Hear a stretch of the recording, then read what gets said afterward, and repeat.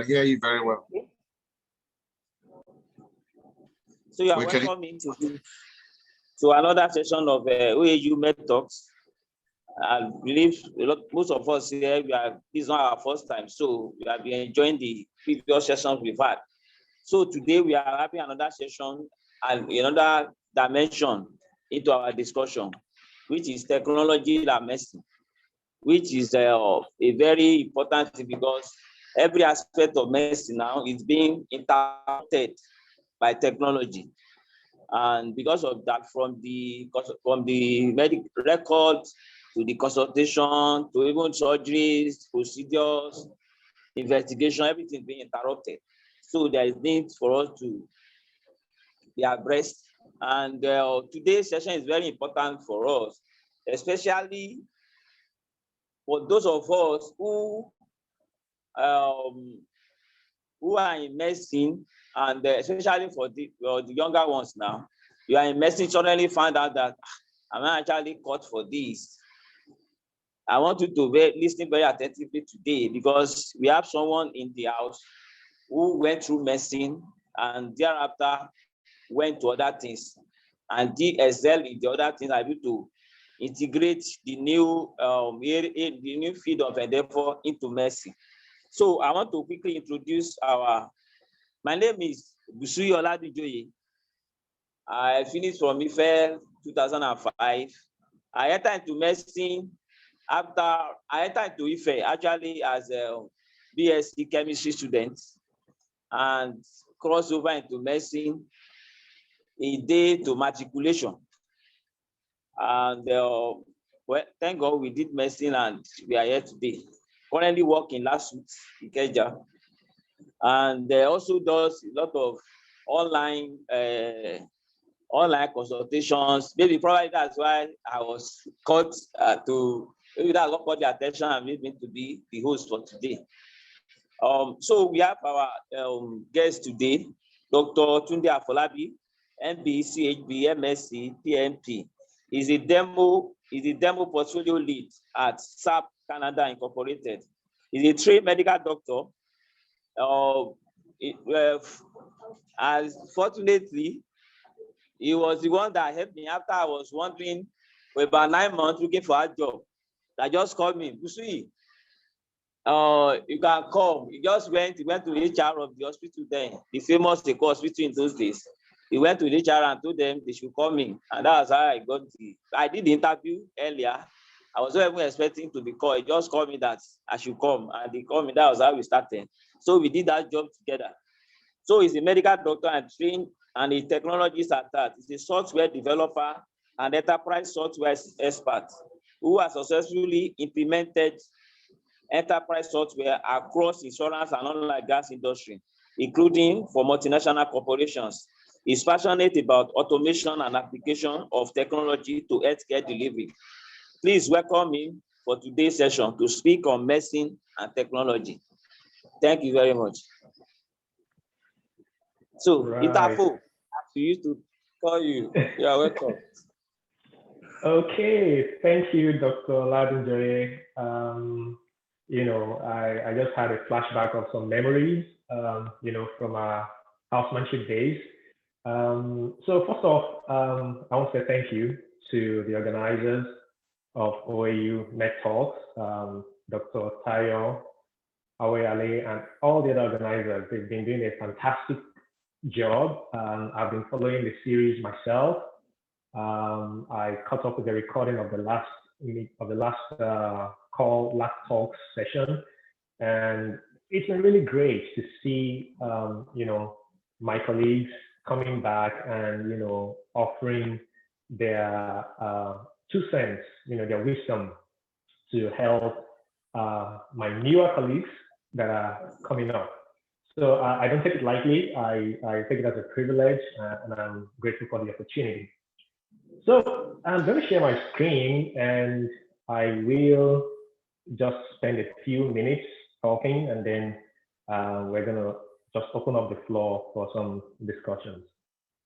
Okay, so if you can see my screen, I have a slide deck and slideshow. Can you just let me know if you can see it?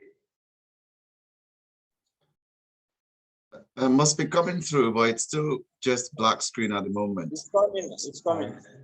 Not hear you.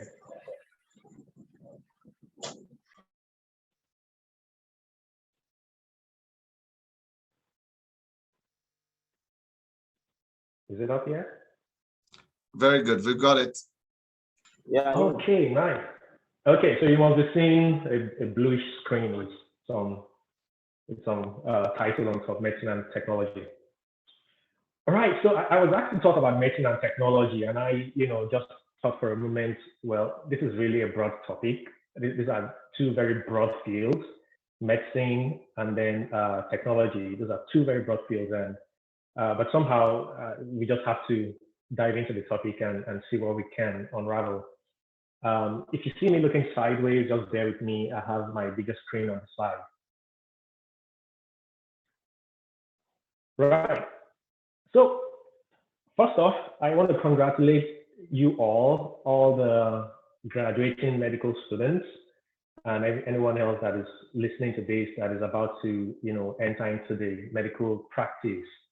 And it is really worth congratulating you because you made it through medical school at grade fair, for that matter.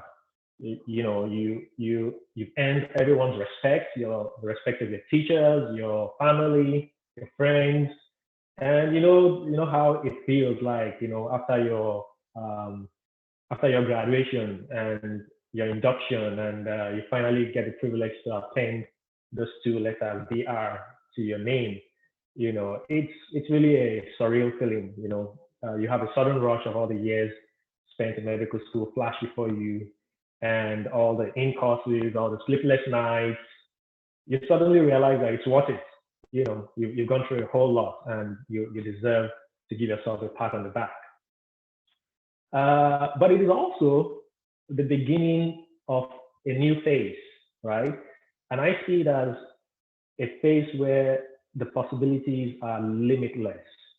It's like you have a canvas in front of you, and you can paint anything you want to paint on it.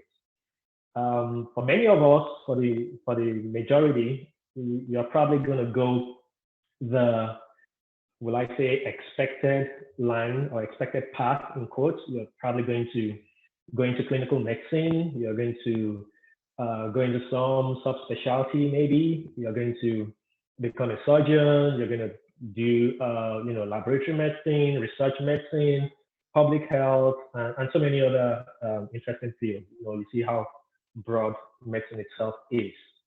And I might add, you might also end up in politics, right? But besides all of this, you can actually chart your own course, right? And I want to start from my own example. I finished medical school 2005. I remember the very last day that I had my final exam. It was at Wesley Field Hospital. It was the oral medicine exam, yeah. And so it was Dr. Ikem then that interviewed me. And when I stepped out of that exam and I looked at the open field, it was as if I just had the past 8+ to 10 years just rush before me, like fast forwarded movie. And besides that, I actually for a moment now paused and tried to gather myself and ask myself, what will be my next step? And for me, going through medical school was a little bit of, in a way, I'd say trying to fit a square peg into a round hole, in a sense that, well, I did anyway, but will I say that I enjoyed every minute of it? Yeah, I don't think so. But I had good company. I had great friends, great colleagues. I think it made it all bearable. And in a way, I would say that I enjoyed it, right? But I still had a certain feeling of void. And I was asking myself, what part of me is yet to find expression? So I went to a high school, of course. The closest thing to IT for me then, or technology of any kind, was learning to use the typewriter, in GSS3. There was zero computer curriculum at that time. Maybe, of course, the newer generation must be more fortunate. I believe that they have a robust high school computer curriculum. But I'm focusing on IT at the moment, which is just a subset of technology. Technology is quite broad. It's information technology, it's robotics, it's so many things, right? It's mechanical engineering, it's all those different things, but my own niche area is IT. And so, telling you my story, I went through high school, of course, came out, and, thanks to my dad, he had an unwritten rule that everyone that finishes from, that graduates from high school must go through computer school. So it was an unwritten rule, and I being a firstborn, I got that baptism, and I was fortunate also because it was also a time when there was an ASU strike, so there was about 9 months uninterrupted computer schooling for me. I enrolled in a 1-year diploma course at Lagos City Computer College, and I had lots of fun. For the first time in my life, I discovered some sort of creativity about myself. Growing up, I couldn't really draw. I couldn't really do anything creative in that sense. But when I came across programming, it was like a light bulb just went off in my head. I realized that I could think of any problem and I could write computer code to solve it. It was such a magical feeling, and so I was there, and everybody in that computer school really knew me because I was always everywhere. I would be on every floor going after any vacant computer to just sit down and work on my personal pet project. We had just 15 minutes of laboratory time daily, but those 15 minutes was just nothing at all for me. So I would just keep going from floor to floor in any computer lab, looking for any free computer, writing my programs. And so during that period, I wrote an address book, a diary book. I hand coded the pull down menus, just like if you use your mouse and you click on file in Microsoft Word, the menu that drops down and you can navigate and click what you want. I actually hand coded every single thing functionally in BASIC at that time, basic programming language.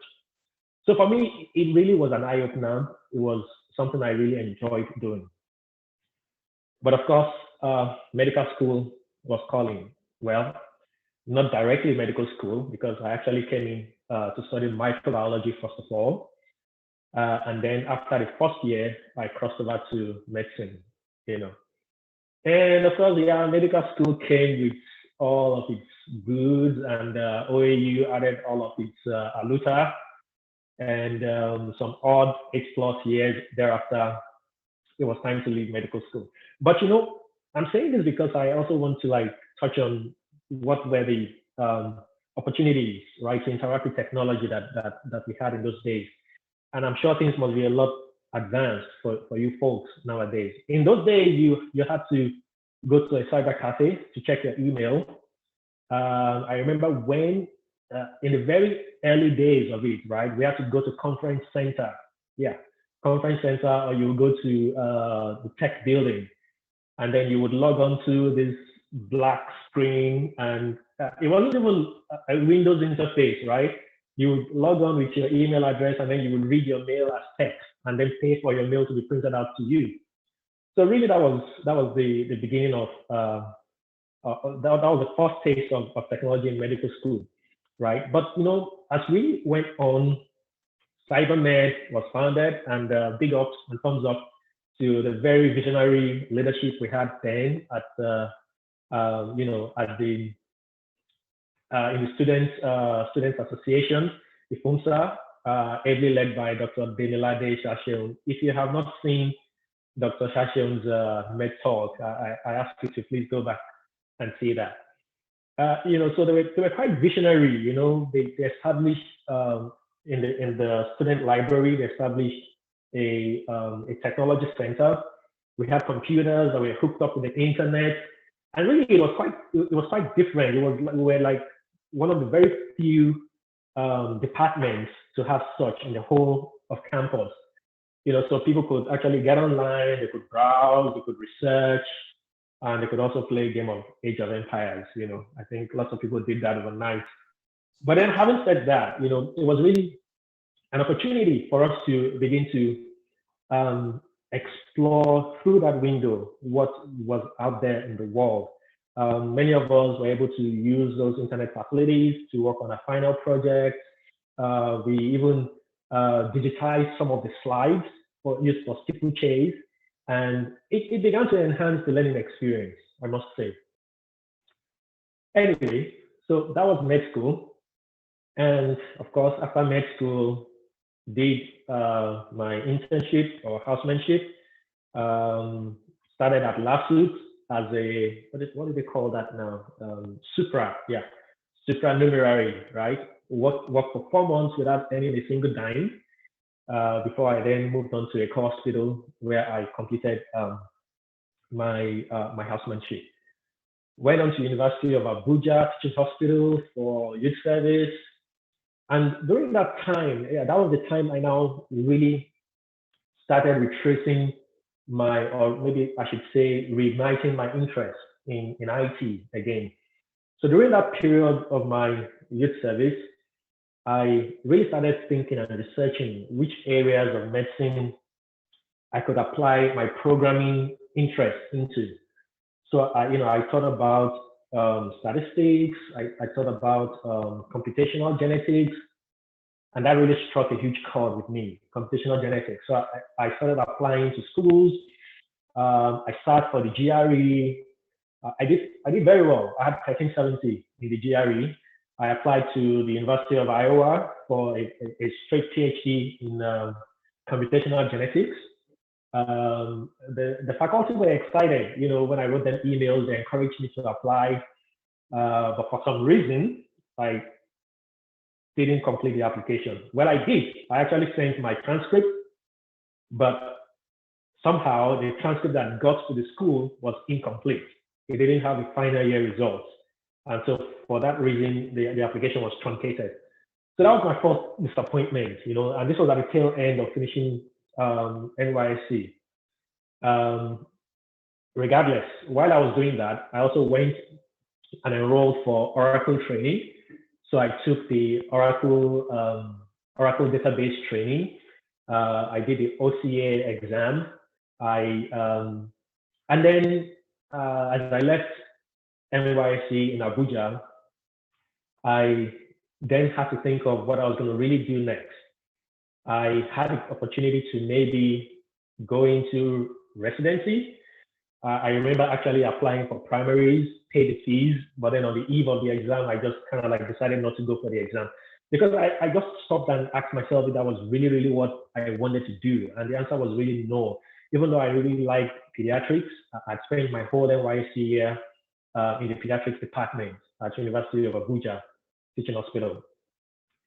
So I then remembered one of my colleagues who actually was into programming as well, Dr. Manasseh Egedebe.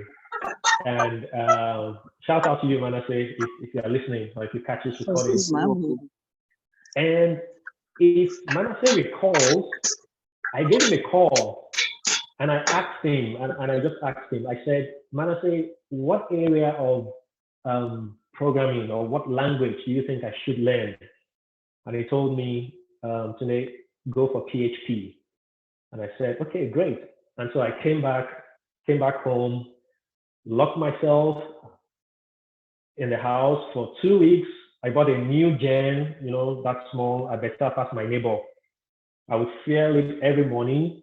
After breakfast, I would just sit in the room and I was learning PHP because, by this time, the old programming languages I was used to were no longer in use, or they were no longer fashionable, they were no longer contemporary.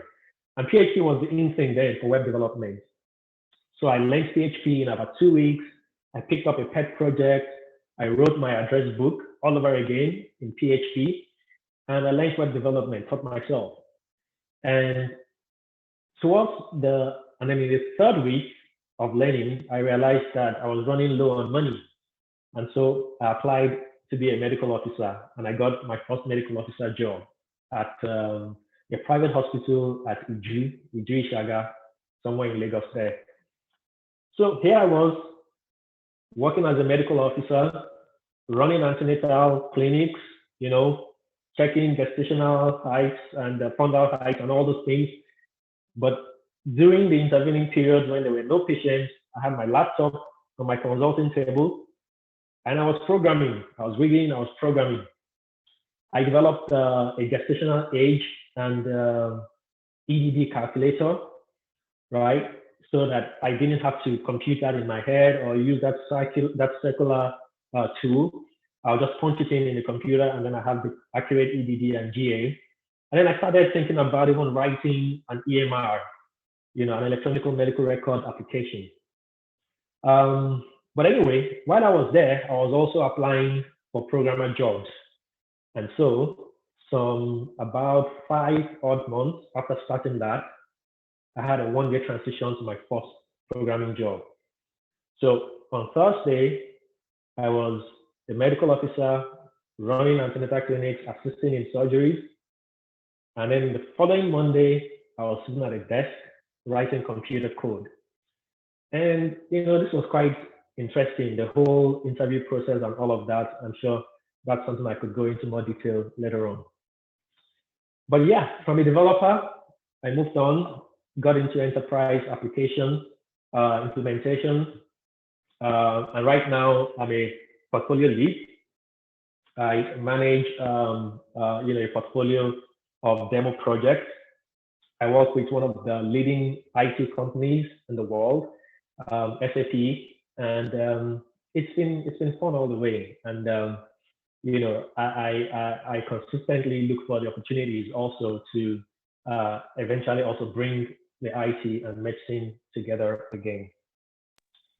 So yeah, so that's it for me. And let's go back to the topic of technology and medicine. And if I would ask you, and you can type in the chat, what basic medical technology do you think that you have experienced or that you use maybe on a day-to-day basis? You can just type in the chat.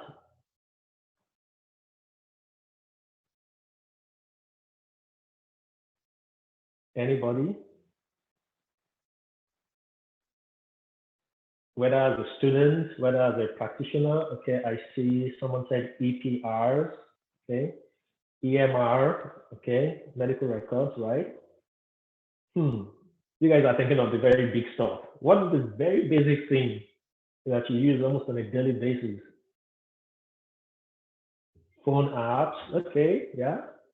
I think we're coming gradually home. Zoom, great. Neonate, okay, I'm not sure what that is. I guess I've been out of this business for long. Okay, so what about this? The stethoscope. I'm sure many of you don't even realize, or maybe you don't even regard that as medical technology, but it is. The stethoscope is something we all use. And I found this chart and I thought it would be a nice way to actually look at the way technology has evolved over the years, right? In 1816, the stethoscope was invented. And I'm curious, I didn't really have the time to research and to see what they used before the stethoscope, right? But what you would find is that, from the stethoscope to x-rays, to ultrasound, to implantables like cardiac pacemakers, even to antibiotics, to artificial implants, to CT scans, MRIs, you would see that gradually over the years, technology has been improving medical practice, right?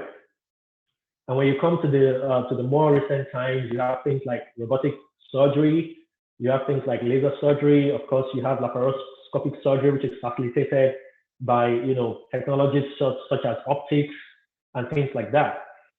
And you even have gene therapies, right? We have the CRISPR technology, and thankful to to all the more, recent researches that have been done in gene therapy, we had the most recent application of it, the COVID vaccine, quickly turned out, So we see that, technology spans various areas. It's not just IT, which is the first thing I want to draw your attention to. A lot of times when we talk about technology, people just quickly zoom in on IT. It's very many different things, right, that have, impacted medicine so far and healthcare in general. And so why do we need technology, or what is the impact of technology? The key thing, if you would ask me, is that it helps to drive productivity and efficiency, right? How can we do the right things faster and better? How can we reduce the rate of errors? How can we scale, right? How can we do much more with less? But at the same time, we also want to look at the factors that affect the adoption of technology, right? And the kind of barriers that you may face. So we have what we call the technology acceptance model, which you can look up online later on if you want to. But the key point about that model talks about the ease of use and the perceived usefulness. So before you find any technology being accepted, you got to be able to sell, right, the usefulness of that technology, and that technology has to be easy to use, right? It shouldn't get in the way of the patient-doctor interaction, right? It should be natural to use. It should be affordable, and you also need to address a plethora of other issues like privacy, data ownership, and things like that. And you would see the reason why the issue of privacy is important as we go on, right? And so the key thing to also note here is that technology is an enabler, right? Technology in itself is not a goal, right? But it enables to deliver the core service. The core service is healthcare. And for us doctors, the patient-doctor relationship is at the center of it. I'll give you an example. I've been, in doctor encounters where the doctor is virtually just glued to the screen, busy typing in, and hardly making any eye contact with the patient. And I think if we're not careful, we begin to find a situation where technology begins to take center stage and the actual patient-doctor interaction begins to take backstage. I've been in patient-doctor encounters where the doctor no longer examines the patient, right? They just take very scanty history, send the patient, key in everything in the EMR system, and then send the patient off for blood work or for workups without any physical exam. And that's one of the reasons why I still appreciate the training that we received at OAU. I remember then in school we were told that in 90% of the cases you would make a diagnosis just from your clinical history and physical examination alone, and then your investigations will help you to rule out your differentials, right? So let's look at it. We've seen technology as we have it today. Some of you have mentioned some of the things you use, EMRs, apps, your phone, in fact, the stethoscope, CAT scan, MRI, and all those things, right? Telemedicine, Zoom. But let's take a little bit of a look into the future. What does technology hold for medicine in the future? And I'm beginning to round up so that we can also have time for questions and have an interaction, which I think is the real focus of this session. So I have this interesting graphic here, and the credits is given at the bottom right there. But what it's trying to do is to show us in various areas, right, how medical technology could evolve into the future. And let's take a moment and look at two areas, diagnosis and treatment, right? So the way you read this dial is to go from the center and go outside radially. So you see that currently we have, big data influencing disease surveillance, right? disease predictions as well. You now have systems, computer systems that can even make diagnoses based on questions and answers questions that the system gives to you and the answers that you enter in. You have data-driven patient communities. You have data-driven diagnostics, right? And so big data is very important, right? Big data takes all the data that is generated from all sources. The machine can crunch all of that, determine patterns in it, and can offer insights that are then actionable, right? But also, if you look at sensors, you have wearables. Some of you might have, smart watches that can, take your pulse.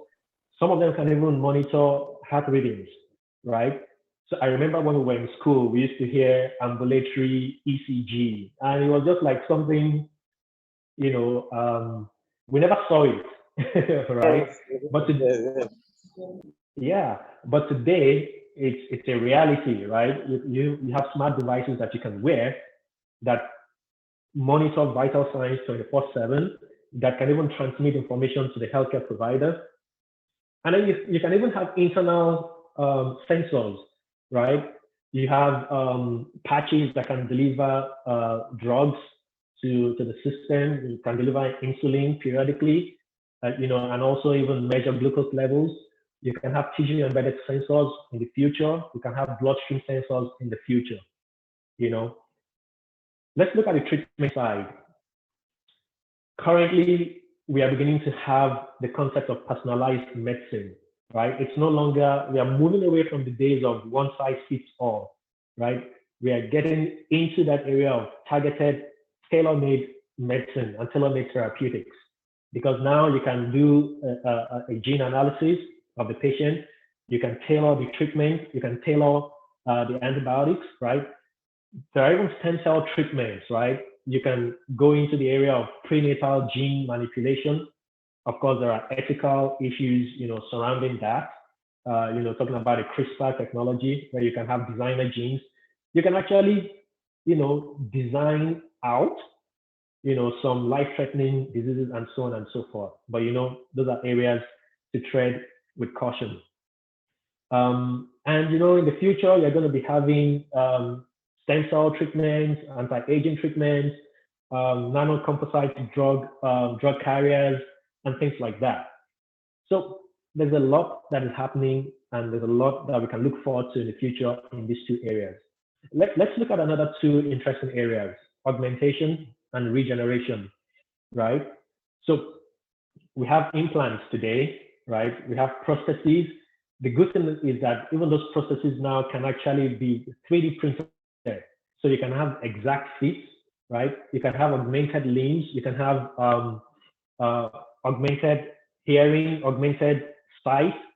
You can have sensory augmentation and so many other things. You have new fields that I imagine, that bring together robotics and medicine, creation of exoskeletons to help disabled people regain their mobility again, and so on and so forth. Regeneration, you have synthetic tissue. You can grow tissue in the laboratory nowadays, and in the near future. You can grow artificial limbs. You can have 3D printed organs, and so on and so forth. Telemedicine, you're very well aware of telemedicine, right from the very basic use of telephones, to make video calls, to using Zoom, and to using dedicated telemedicine systems. But taking it a notch further with the advent of 5G, not only can you interact, but you can also actually carry out interventions. You can have robotic surgeries, remote surgeries, virtual triage, and that's a very interesting one. So imagine you cutting down the wait time of patients in the ER by implementing a virtual triage. So patients can already sign in, and you can triage them even on their mobile apps, even before they arrive at the ER, all right? And so therefore keep things moving. You have telemetrics, you have robotic healthcare assistants, AI therapists, and so on and so forth. Biogerontology, people are looking at how they can extend life, preserve life, suspend life, if you may so say. This is something of of sci-fi movies, right? But those are things that are not impossible, right? And those are things that we can look forward to, starting from where we are today, looking forward to those things in the future. So my question is, what is your role when it comes to medicine and technology? You might have been asking yourself. And so I think that for most of us, we are going to be end users, right? Like it or not, you probably are currently typing in your clinical notes or having to, or somebody else transcribe them for you, okay? You're using technology in one way or the other, and this is only going to, I don't want to say get worse, but it's going to get more commonplace. But you can also expect that the ease of use will also get better. You're going to be able to talk to a virtual assistant. You're going to be able to dictate your clinical notes. Just like you use Alexa nowadays, or you use any of those digital assistants. You're going to be able to have conversations. You're going to be able to have AI augmenting your treatment plans, right? Just like you're discussing with a very senior consultant. But beyond that, you can also be an inventor. And even in Nigeria, there's so many inventions. You've heard about Crib Aglow, right? That's a portable phototherapy unit used for treating neonatal jaundice, created by a Nigerian, right? Using solar energy. You've heard about remote delivery of blood to hospitals and to clinics in remote areas using drone technology, and so many other things that can happen. And you can be the inventor of such, technology. Oh, I should also mention one that you might really find useful: the vein finder. So no more poking around and getting the patient, on the bad side of you. But you can also be an entrepreneur, right? You can invest. The technology industry, the medical technology industry is a big one, and it's only going to get bigger. There's lots of investment opportunity in that area, and you can look for opportunities in that field. You may end up being a policymaker, right? Some of you are going to find yourself in government. Some of you are going to find yourself, in medical institutions. You can drive change. You can drive adoption, right? You can drive compliance and all those things. You can be anything, really. You may follow in my footsteps and, hang up your stethoscope. I still have it somewhere upstairs in the, in the closet. And I have a hard time convincing my son that I'm a doctor. But I'm just trying to say that, the field, it's an open field, and you can be anything that you want to be. With that, I will say that thank you for listening. I'm going to open the floor for discussion. I know that there are likely other experts in the call that can speak to different areas apart from IT. And let's have a good discussion. Wow. Thank you very much, Dr. Etafo. Should we say engineer now? So thank you very much for the lucid presentation. We can see you have not disappointed us. Like I said, so if you find yourself in medicine, as square peg in a round hole, you have listened to someone who has navigated that route, and you can see if you meet Tunde either as a student or as a doctor working, you never see that disappointment or that feeling out of shape in him. If he doesn't tell you, you never know that he doesn't like being messy. But it's only maybe a private thing he tell you. But at every little time, every little time he has, he's always there in the room. You never do this in the room, you just stay there in the room there. You call him for call, you come down, set the line, do whatever I want to do. The next thing is out. He's back in his room with his desktop. He's on it, write this, write that. So you have seen that, and also he has thrown much light into technology interruption of healthcare industry. These days now, we are gone beyond issue of literacy now. It's now about computer literacy. We have to be computer literate, even with times now, getting job, even in Nigeria now getting job. Some of the company will tell you knowledge of EMR is important, because there's some places where you get to, without EMR, you can't even operate as a doctor. So we all need this knowledge. So let's start bringing in the questions. And I want to welcome our provost, Professor Kolawole. I saw him entering. I don't know whether you want to greet us.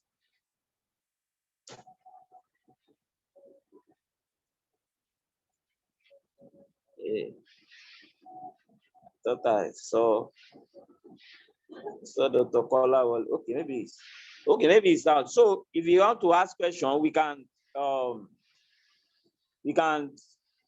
indicate with show of hands so that we can call, because I can't see any chat yet. Okay.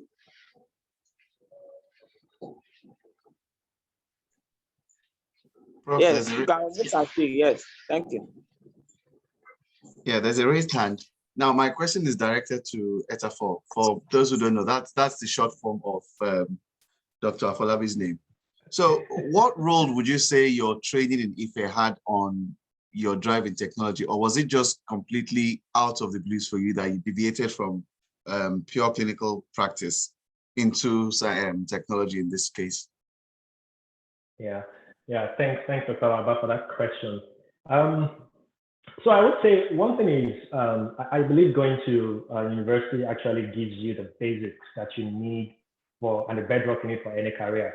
For me, I think looking back, I'm happy that I went through medical school. It built in those values, right? Self-learning. Most of the things I learned in IT is actually self-taught, right?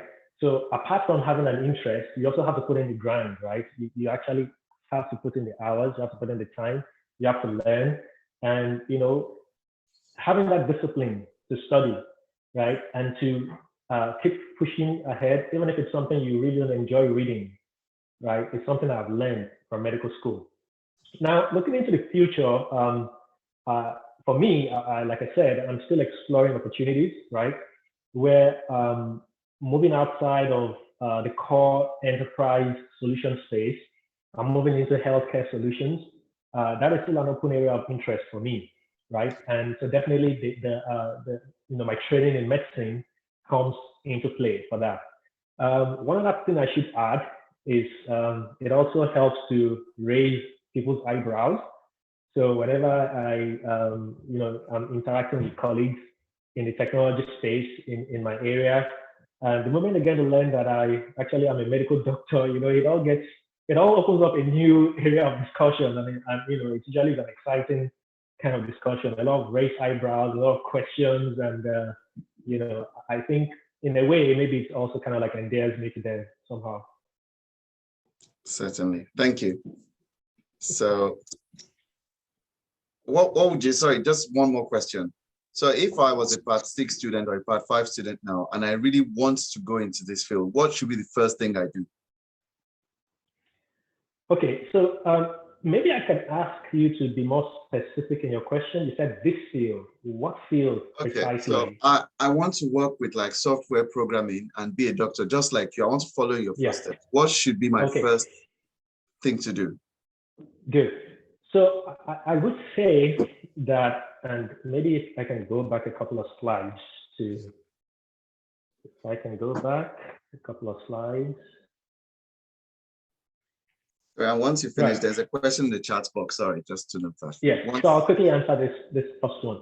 I would say that interest is the first thing, right? You need to really have that genuine interest in doing this. And at part 5 or part 6, I will advise definitely you should finish with your medical training, just like I did. I was tempted after part 4. We had one horrible in-course and I failed that in-course. Many of my colleagues failed that in-course, and I was tempted to pack my bags and go back home and say, that's it, I'm not doing it anymore. So you need to finish your medical training, but once you find the area of interest, and let's take IT as an example, you then need to find, you need to build the foundation, right? You need to learn how to program if you want to get into programming or coding. If you want to get into more of the management side of things, like being a project manager, Then you can look into taking project management courses. You can learn about agile project management, and you can take the PMP training and certification, which will serve you well even outside of technology. Everything in this world, almost everything, is managed as a project, right? So having the project management skill is something that will help you. But then if you're talking about the core IT skills, depending on the area you're looking into, you have to research that area and then start from the basics. Go for training, right? I wouldn't recommend that you have to learn everything by yourself. Pay for training, look for opportunities, right? Find a pet project to start working on. You would see that I've had pet projects all the while. This diary and address book that I created, this EDD calculator that I created. I started working on an EMR. So by the time I showed up for the interview as a software programmer, I was ready.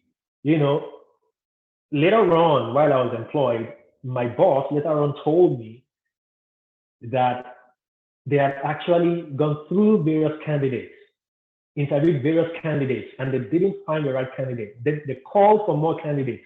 Then they saw my resume and they were like, oh, let's call the medical doctor out of curiosity. Because it was on my resume that I was a medical doctor seeking for a programmer role. And it so happened that I was taken as the first, in that batch. About 4 weeks thereafter, a second person was employed. He was also a pharmacist. But the point I'm trying to make is that, that could only happen because I've been building that up.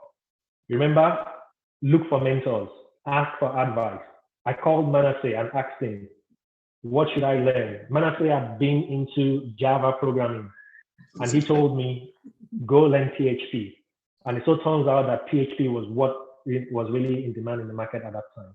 So I think with this, that just gives you a little bit of idea how you can navigate. Thank you, sir. Thank you very much. So the other question on the chat. There are 2 questions there now. The first one, did you ever miss the life of what could have been had you practiced as a doctor? That's a good question, right? So I would say yes and no. Yes, because if I would have practiced, I would have probably been a pediatrician, right? Because I love pediatrics, right? And I love dealing with kids. I love seeing the impact in seeing the rapid recovery, especially for most pediatric cases. So maybe I missed that to some extent. But no, because if I didn't do this, if I didn't take the detour that I took and went into technology, I probably would still be, knocking myself now for not trying something that I felt I was really good at, creative at, and that I felt I could excel at. So yeah, that's the answer. Okay, that's the second one. Let's see. Well, I think is related to the question you answered earlier. I think the question is asking about what programming language do you think a doctor should be interested in? Do you think a doctor interested in technology should learn? Yes. Yeah. I'll give you the very short answer. Learn Python. Python is easy to learn. Python can be applied in machine learning, in data analysis, in big data processing, and it's very easy to learn. So yeah, Python is a language to learn for today. Okay. Yes. We have more questions. Let's ask questions, especially from the students and new graduates are still wondering what area to go into, what things to learn, even if you are not even interested in gearing up medicine. Technology has been interrupting every human endeavor, and it's currently interrupting healthcare. So as much of it you need to dive into. So this is an opportunity to ask questions about what we need to do. Where I work last week, recently, last year, they kickstarted EMR. But when they started it, they had issues. Most of doctors could not use it. It became an issue. Even the ALP wanted to, there was issue about it. But eventually, as we speak now, we are back on paperwork. So I think that there was issue also with the development too. Most of the things were not well integrated. To make it difficult, they use ICD-10 coding. Some of us here that are familiar with ICD-10, you know that, and the way it was programmed, you have to make diagnosis before you can go further. And we all know that even for malaria, with ICD-10, it can be difficult because malaria have like about 20 sub-headings. Got malaria unclassified, malaria falciparum, different malaria. Even I remember those days we were looking for fibroid, you will not find. You'll be checking. So eventually it was frustrated and was dropped off.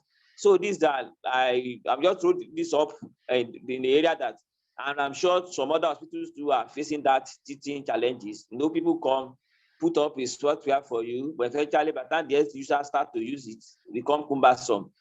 So these are areas that we need to throw light, and this is an area where it may be a break gain too, because a lot of facilities are actually facing that challenges, because a lot of, there are many software developers, they just come put it up for you.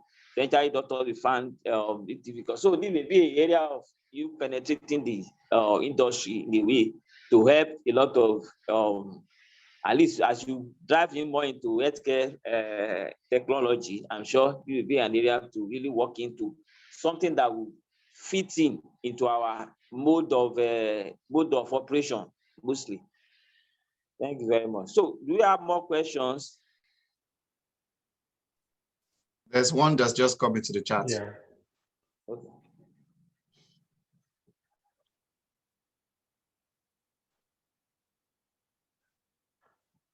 Okay, I can read from the chat, maybe the last one, maybe there are some before that.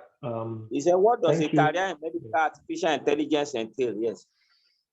Okay, so I think you should look at it here from which one is the primary field. I think the primary field here will actually be artificial intelligence, right? So you're talking about what does a career in artificial intelligence applied to medicine entail.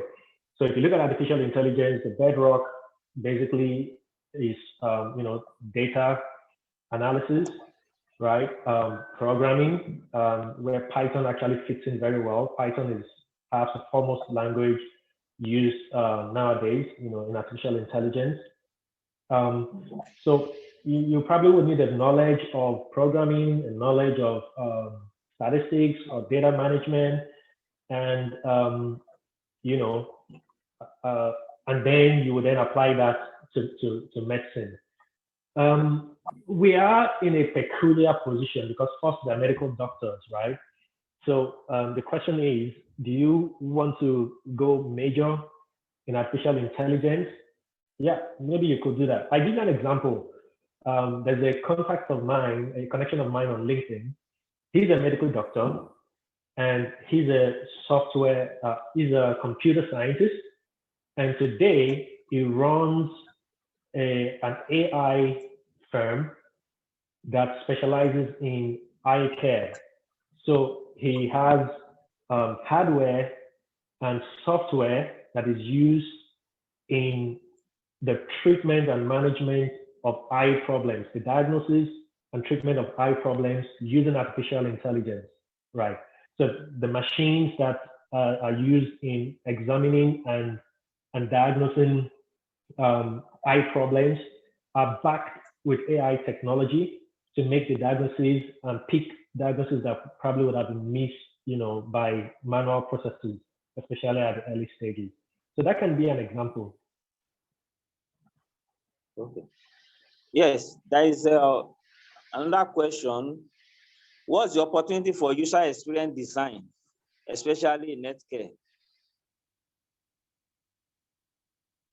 Say there's a big opportunity. Yeah, can you hear me? Yes, I can hear you.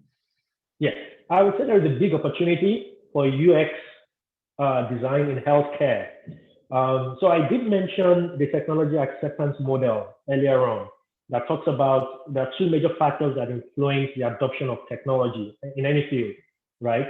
The perceived usefulness of that technology and the ease of use of that technology. So, and doctors are uniquely positioned to understand the challenges that doctors face, on a daily basis while carrying out their jobs. I gave an example of where you have to type in medical notes. But what if you could have simpler interfaces, touch interfaces, speech interfaces, when you're operating in the theater, you would require a modified user interface, right? Because your hands are already busy with instruments. Your legs are also busy already. You probably need to use speech. You probably need to use gestures, So I would say it is rich. If that is your area of interest, yeah, definitely go get some training in it. Start working on some simpler applications, and then gradually look for the opportunity in the healthcare specific area. Okay. Yes. Do we have we don't have any other question for now, but one thing I just want to bring up is now more and more we are having the brain drain is biting other and other every day, and like we said, technology is interrupting every day. I want to share this experience that I had. Like I said, I do home visit, which is technology based, which runs like Uber. So what you have is that is completely online. You register as a doctor, you register as a patient, as a person, as a sponsor, where you bring in your parents, thereabouts, and you do. So I was had to go and see this man, elderly man at home. The elderly man, he had a stroke. The daughter is a stroke nurse in UK. I'm sharing this because of those of our colleagues that are based abroad. She's a stroke nurse in UK. So when the father had a stroke, she was called, oh, take her to the next hospital. They took the patient there. The doctor there, for one reason or the other, doesn't really know what to do. He was battling with blood pressure or something. They were trying to crack BP. They did not even diagnose the stroke. Cut it short, the stroke was not diagnosed until about 48 hours. So eventually she called, okay, they should carry her to us. By the time they got to Uracare, but we all know that stroke management is time-based. There is time where you can easily do a lot of things to reverse the infection. And once the time is gone, there's nothing much you can do. Eventually, nothing much could be done. You have to bring the father back home, start home nursing. You have to bring all those gadgets from the catheter to everything, bring everything in. But at that point, it was already late.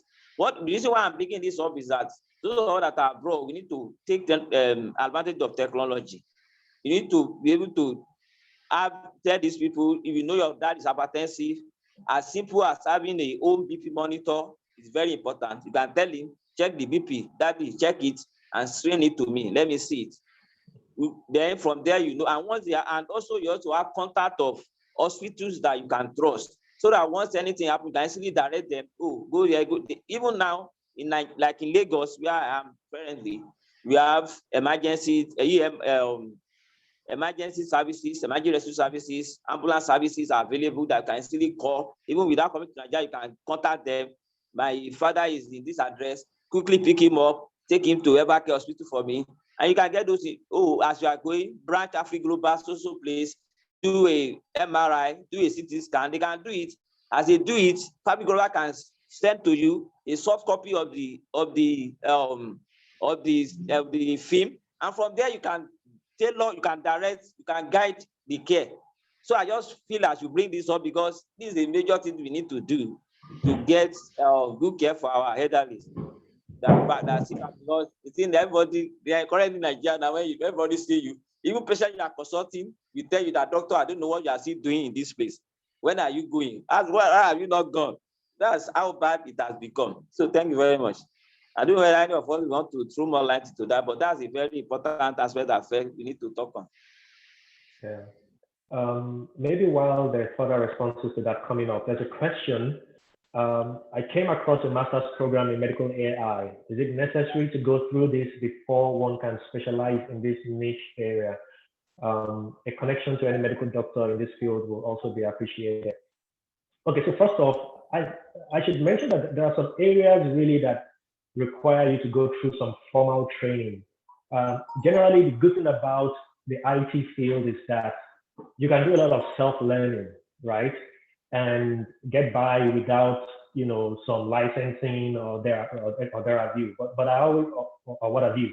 But I always encourage people to actually go through some training, go through some formal training, pay some money, go through some training to supplement your self-learning. Now, in certain areas, you might really need, to take some courses, either some certificate course or master's course or what have you. In this case, medical AI, it could be it. Look at those programs and consider if I would say if you can afford it. If you really want to go get it, then yeah, spend the money to do that. And connection to any medical doctor in this field. Yeah, if you can reach out to me on LinkedIn. I have one of my connections, like I mentioned, who is into AI and medicine. Yeah, I can give you that connection. Can you please share that last slide with the LinkedIn link again, please? Thank you. Oh, yes, absolutely. And I can also put in the LinkedIn, that's my LinkedIn profile in the chat box for everyone. That's good. Okay. Thank you very much. Yes, I think we are rounding off. Yes.